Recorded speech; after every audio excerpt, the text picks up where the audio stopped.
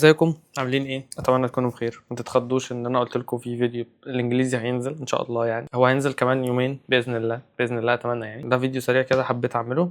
ثانيه واحده، لازم برضه نبقى مهتمين مساء الخير، ازيكم عاملين ايه؟ اتمنى تكونوا بخير. اتمنى الفيديو ده ينزل النهارده يعني حسب ما بصوره، ولكن الفيديو ده فيديو بسيط جدا انا حابب انزله. يعني انا عامل الشانل دي عشان اتكلم عن اي حاجه انا حابب اتكلم عنها بصراحه، ايا كان الموضوع اللي انا هتكلم عنه، فحابب ان انا اشارك الموضوع ده معاكم او ان انا اتكلم فيه معاكم. فخلونا نخش في الموضوع على طول. من فتره كده كان على تيك توك في شاب اسمه يوسف، يعني شاب جميل جدا ما شاء الله عليه. اعتقد تقريبا معظم الناس عارفينه، يعني ان هو مشهور شويه. فكان بيتكلم في الفيديو بتاعه عن ازاي تكون زوج صالح، وبعديها بدا بقى يجيب شويه صفات كده من الصفات بتاعت النبي صلى الله عليه وسلم اللي كان بيعملها عشان نقتدي بيها، وان احنا نبقى بنقتدي بالقدوه الحسنه اللي مفيش احسن منها. فبدا يسرد شويه حاجات من دي. وفي الحقيقه سبحان الله لو رجعنا يعني للسيره ورجعنا بقى للدين والكلام ده، هنلاقي ان معظم الحاجات او المشاكل المستحدثه حاليا محلوله من زمان. زي مثلا الناس بتوع الفيمينيزم والكلام ده كله، وان هو فيمينست ومش عارف ايه، كل الكلام بتاع ايه المشاكل بتاعه النسويه والكلام ده، ولكن مش دي تحديدا يعني. ولكن انا بتكلم في فكره ان تقريبا معظم المشاكل اللي احنا مستحدثينها في العصر بتاعنا ده، لو رجعنا لورا بس شويه هنحس ان احنا لو رجعنا لورا هنتقدم مش هنتاخر، او هنعرف الحل بتاع الحاجات دي. يعني مثلا من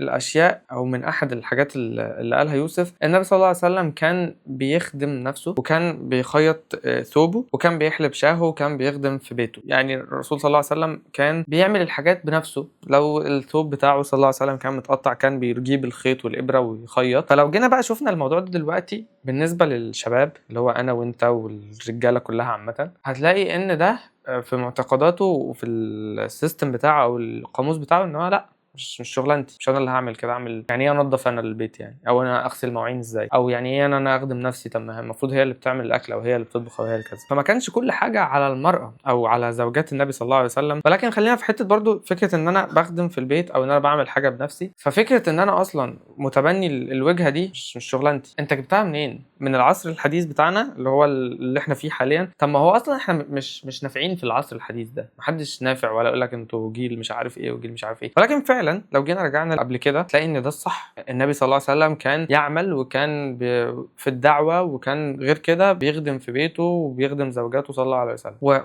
والنبي صلى الله عليه وسلم برضو كان بيدلع زوجاته وكان بيعملهم معامله حسنه. ده النبي، خد بالك. يعني ايه النبي لما يعمل فعل احنا نحاول نقتدي بيه؟ يعني انت بتقتدي باحسن واحد بيعمل الفعل ده على الاطلاق. انا مش عايز افور، بس هو الموضوع محتاج ان انت توصل للحته دي. كان بيخدم في البيت، النبي كان بيخدم في البيت، كان بينظف مكانه، وكان بيخيط ثوبه، وكان بيعمل لنفسه اكل، وكان بيروح يحلب البعير زي ما هو مكتوب هنا. انا ما اعملش كده ليه؟ علشان ده المستحدث في عصرنا حاليا. طب انت جبته منين؟ ما هو ده الطبيعي اللي ماشي بقى في العصر بتاعنا ده. لا انا ما اعملش كده، انا ازاي يعني اعمل كده؟ ونسينا ان الرسول صلى الله عليه وسلم كان بيعمل ده، تمام؟ وده مش عيب. بص معايا بقى، لو حاولنا احنا كشباب، وبرضه مش بتكلم على الشباب بس والرجاله بس، بتكلم على النساء برضه، ان احنا نعمل ده في العصر بتاعنا دلوقتي، ايه بقى الرد الفعل والمردود بتاع ده؟ لو انت عملت ده شوف رد الفعل هيبقى عامل ازاي. رد الفعل هيبقى مختلف تماما، هيبقى مختلف تماما. مش هيبقى زي دلوقتي كده الند بالند، والمرأة لها حقية العمل ومش عارف ايه. فلو كان ده الفعل، لا، فرد الفعل ساعتها الطرف الثاني هيستجيب لده. طب ما هو بيعمل كده، طب ما انا ادي دوري بقى، او ان انا احاول معامله الاحسان بالاحسان. طبعا ده كله بيختلف بقى على فكره ايه، الطيبون للطيبات والخبيثون للخبيثات. فالفكره بقى ان هو ايه، خلاص انت كزوج صالح، وده على فكره انت بتبنيها. يعني انت مش فكره ان انت تبقى زوج صالح، لا، ان انت بتبني ده على حاجات كتير قوي، على عادات وصلاه وصوم واحاديث. فكره في الموضوع ده كله كده ان انت لا، ما انت عشان تبقى زوج صالح دي محتاجه شغل. وكذلك برضه عند المرأة عشان تبقى زوجة صالحة محتاجه شغل. انت فاهم؟ محتاج شغل على نفسنا ان احنا نتقبل ده ونحاول نطبق الحاجات دي. تقابل الحسنى بالحسنى. حلو قوي، لذيذ. معنى ده بقى ان انت مش هتعمل ده وتلاقي ان في العكس الطرف الثاني لا، انا ما مدش ايدي بقى في الشغل البيت. والكلام ده على فكره انا مش جايبه من عندي. يعني لو جيت شفت الفيديو بتاع يوسف، واتمنى ان انا اعرف اوصله تاني، اكيد انا اعمله لايك فهعرف اجيبه لكم واحطه لكم في الديسكربشن عامه. يعني لو فتحت بقى الكومنتات هتكتشف ان كل تقريبا البنات بتدعي ربنا ان هو يتزوجوا زوج صالح زي ده، نفس المواصفات اللي هو يوسف كان بيقول عنها دي، لان هو ما جابهاش من حاجه تانية، جابها من صفات الرسول صلى الله عليه وسلم. وقال لك ان ايه، انا لو اتجوزت واحد زي ده، لا، ما هو ده بقى اللي انا هعامله المعامله اللي ربنا قال عليها، او المفروض يبقى في ما بيننا المعامله والتراحم والحسنى دي. وصلنا لنقطه حلوه، احنا فهمنا المفروض نكون فين دلوقتي. فتلاقيهم في الكومنتات هو ده الزوج اللي اكون ليه مطيعه واسمع كلامه ومش عارف ايه والكلام ده كله. ما ده اللي انت بتدور عليه، او ده اللي احنا بندور عليه، مش انا لوحدي ولا انت لوحدك، كلنا بندور عليه. فلو كل واحد فينا تحلى بافعال الدين والسنه والكلام ده، مش هنلاقي المشاكل دي، مش هنلاقي المشاكل المستحدثه دي. هتلاقي مشاكل، واكيد مفيش حاجه من دي بيخلف فيها المشاكل والخناقات والكلام ده كله، ولكن انت بتشيل جزء كبير من على عاتقك في اليومين دول، ان انت بتواجه مشكله الست اللي عايزه تشتغل وتحقق ذاتها وتنزل تاخد مكان الراجل، انا اقدر وانا اعمل. بس ده مش ده اللي المفروض تعمليه. اشتغلي لو محتاجه ده، مفيش مشكله، ولكن فكره ان انا هقف قصاد الراجل واعمل له كده بقى تعالى لي، او والعكس، كل واحد بقى يدي دوره يا جماعه.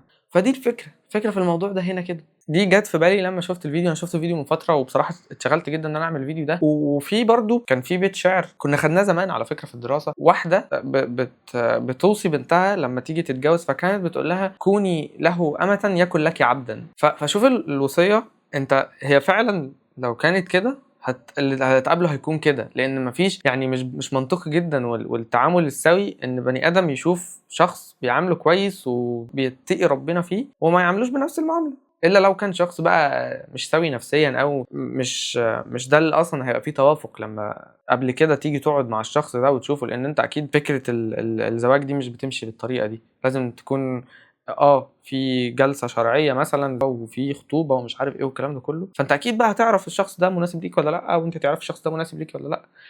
فالفكره كلها ان احنا نمشي بالمعايير دي وبس كده. اشوفكم في فيديو قريب كمان يومين ان شاء الله او 3 ايام، فيديو بتاع الانجليزي. انا مش ناسي، ولكن انا كنت حابب ان انا انزل الفيديو ده بصراحه.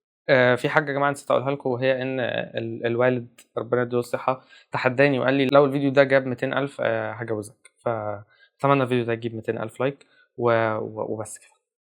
اشوفكم في فيديو جديد. سلام.